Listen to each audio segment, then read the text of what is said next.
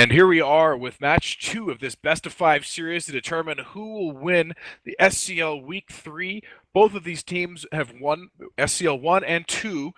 And we have a Warlords of the Deep team coming in with a blaster setup. They are coming in with 2 Vindicators, a Mega Navy issue, 2 Sabers, 2 Merlins, and a Kestrel in what is sure to be a high DPS rush-in-your-face setup. And for Pandemic Legion, we have a Newt and TD heavy setup with 2 Myrmidons, 2 Vexers, 2 Sentinels, a Curse, and an Executor. It's going to be interesting to see how they do this. I half expect them to drop guards right there at 0 on the beacon, and then have the 2 Vexers and the 2 Myrms rush right in and try to get Newts on. Yeah, this is gonna be interesting to see how the neuting power of the Curse and the Sentinels play havoc on these Vindicators and Mega Navy. Blaster boats are very cap hungry, especially if they're being forced to run their MWD at all. So they could pressure one of these probably into not firing its guns at all, and the TDs could probably shut down another one. So it'll be curious to see. And I'm not seeing any guns at all on the Vexers or the Myrmidons, so expect them to be full nuke fit as well. That'd be interesting. Maybe some jammers in the mids, like PL is so fond of doing. I imagine we'll see links on the Myrmidons, maybe Infowar, maybe Shield. I don't know if these are Shield or Armor Tank.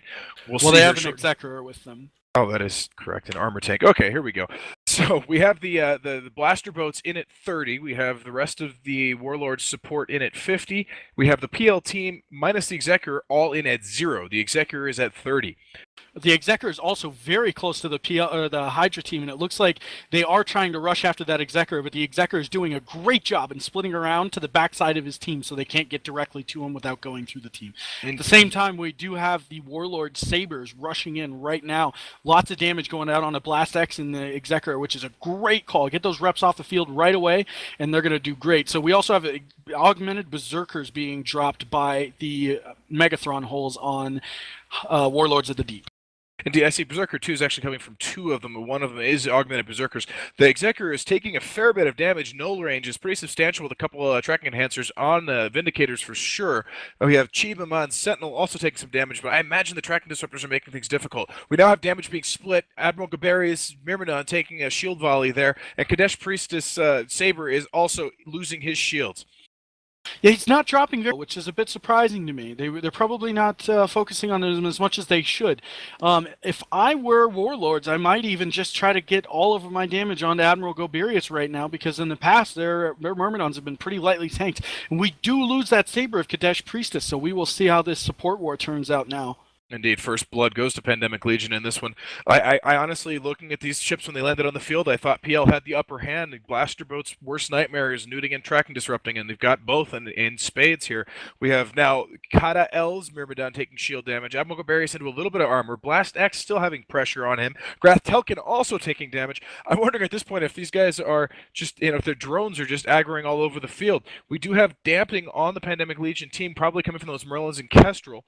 And really, at this point, not a ton of damage. That Curse is taking huge amounts of damage. We'll see if somebody has a web on him. If they do, he's going to go down quick. The Pirate Bay is webbed from what I can see here. So the Saber is webbed, but it does not appear that the Curse is. The Curse is being neuted, however, by... It looks like there is a neut on the Mega Navy issue that he has on Lucas Kwan. That may be causing him some issues as well. And now he is webbed. He is webbed and scrammed. He is in deep, deep trouble now. Pirate Bay Saber goes down, but at this point, Lucas Kwan is in a world of hurt. Yeah, this is actually a pretty decent position. They've given up 2 Sabers, but they've got a web onto this Curse. So if they can get this Curse down, that's a huge part of their neuting power off the field. At the same time, Grath Telkin's in half armor in the Vexer.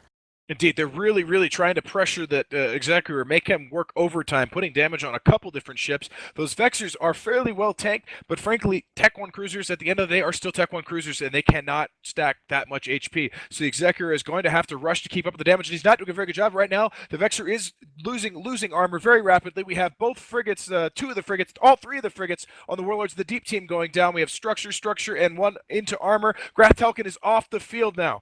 Lucas Kwan and the Curse is also about to drop. We have damage spread across Lucas Kwan, Kata L, which is an Elise alt, and Admiral Goberius. So I'm not sure what the idea is behind spreading around your DPS so much, but they're pretty close to being able to dropping more than 1 ship.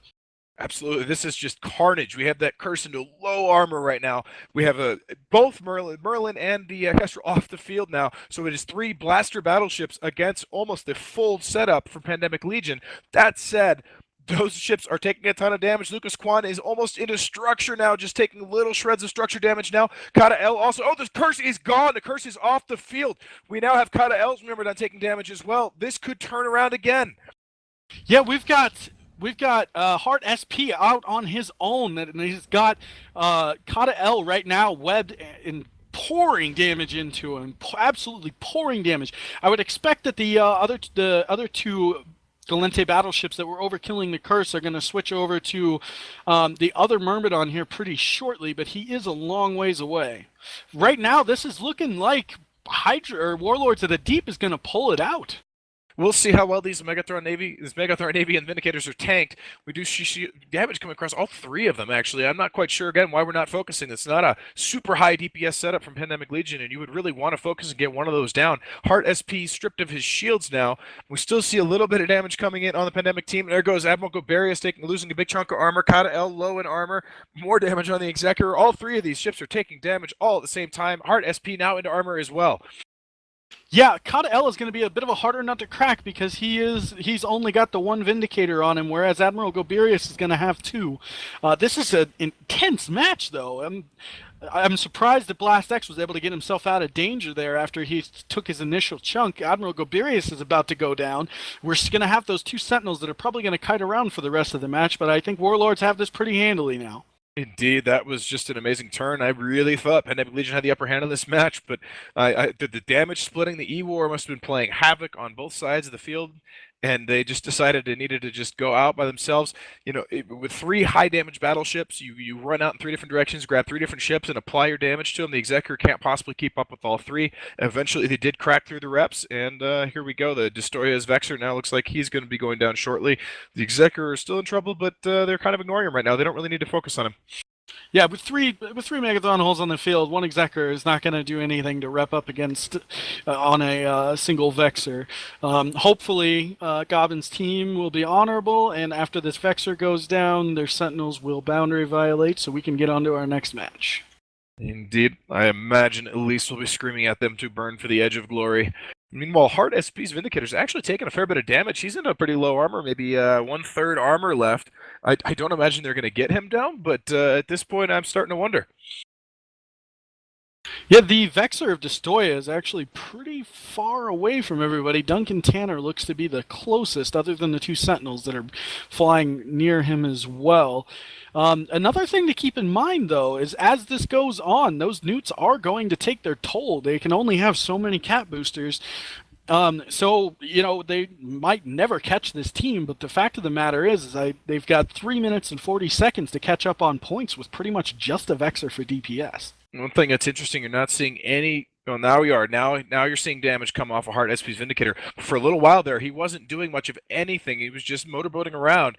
We had EC300s on him that looked like they had gotten a jam, which really plays havoc. And that maybe why we're not seeing the damage come down now. Chiba Mon takes a big volley into armor. Meanwhile, Heart SP is actually in very low armor, about to bleed structure. We have Blast X Executor into structure. I really don't know. It feels like Warlords of the Deep has the advantage, but if that Vindicator goes down, suddenly things change a little bit more. That is a lot more TDs to focus on those 2 remaining battleships if that happens. I don't know. At this point, I don't know. Pandemic Legion still could claw back here. Heart SP needs to be taking those Ogre 2s off of him. He needs to start killing those drones, or else he is going to drop. Not that I think it changes the outcome of the match, but that's probably your smartest decision at this point. Yeah, we don't see tracking disruptor effects coming down on any of the battleships. I'm wondering if Chibamon kind of chickened out, ran away. He's in pretty low structure. He might want to come back and recharge some shields. But Phantom Sentinel hasn't taken any damage. And I'm not seeing tracking disrupting effects coming off of his ship. We do see the Executor now does go down. Looks like Destoya's Vexor is now in trouble as well. This may be all she wrote finally. Heart SP just clinging to half structure now. Yeah, Brutus Khan looks to have gotten in range of Destoya and the Vexor right about the time that Executor died. And there goes one of the Sentinels, so that's a lot of the cap pressure and TDing off the field right there. Yeah, absolutely. I think that's the end of the road here. This will be 2-0 up to Hydra and Warlords of the Deep. Pandemic Legion are going to have to do something pretty special to come back. Their backs are going to be to the wall in this best of 5. If Warlords of the Deep can come back and win the next one, they will sweep the series here. Destoya should be caught and killed here very shortly. We'll see. Maybe he's burning for the edge of glory. He seems to be burning in a straight line. He's at 80 kilometers and hustling away at almost 2 kilometers a second. Oh, he has turned now at 85 kilometers. He has turned. We do have drones, augmented warriors catching up that will chip away at him. Meanwhile, Hart SP is still taking a little bit of damage on his structure, but I don't think that's going to change anything. I think Hart will survive here. Yeah, he looks to have cleared all of those drones off of him. So, and we've got Berserker 2s heading across the field towards the Stoya. We've got augmented warriors on him as well.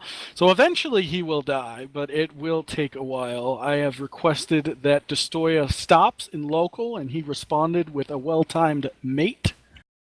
Indeed. It does not appear he has any intention of suiciding here, although he is turned and starting to burn back toward the Warlords of the Deep Fleet. We'll see if he does the honorable thing and gets this over with. The time is running out. I think we're at 45 seconds or so.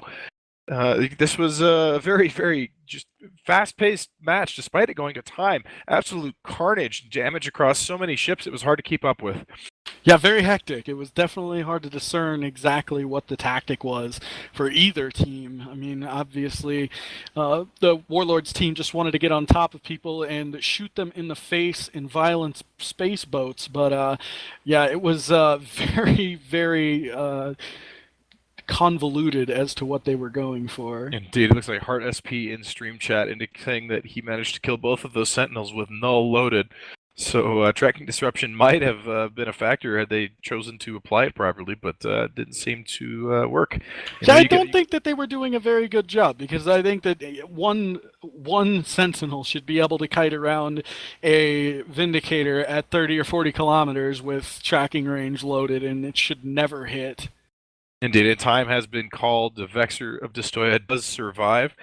So we're going to go into a third match in this best of 5 with Pandemic Legion's backs against the wall in a win-or-go-home situation. And after this one right now, we're going to have the second match of Reputation Cartel against Insurance Fraud Inc. For now, I'm Bucket Alien here with Apathetic Brent. We're going to toss it back to Danny in the studio.